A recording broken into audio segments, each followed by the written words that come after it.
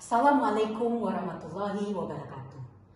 Ambo, Vina Sari Taher, Diaspora Minang dari Muscat, Oman, ingin mengucapkan selamat menunaikan ibadah puasa di bulan suci Ramadan 1441 Hijriah untuk dunsana-dunsana saudara-saudara muslim dimanapun berada.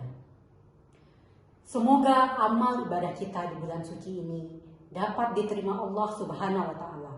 Dan insya Allah kita bisa kembali menjadi fitri saat bulan Syawal nanti tiba. Dan pada bulan yang penuh rahmat dan berkah ini, marilah kita juga bersama-sama memanjatkan doa. Semoga wabah COVID-19 ini segera berlalu.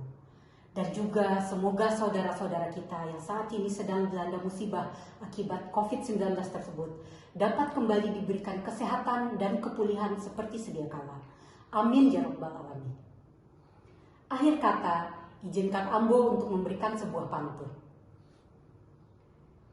Jauh di mato, dake di hati. Biarlah dulu awak jago jarak bantu iko, asalkan sehat dan galapan hati. Salamat bapuaso, insya Allah kembali fitri. Assalamualaikum warahmatullahi wabarakatuh. Salam dari Muscat, Oman.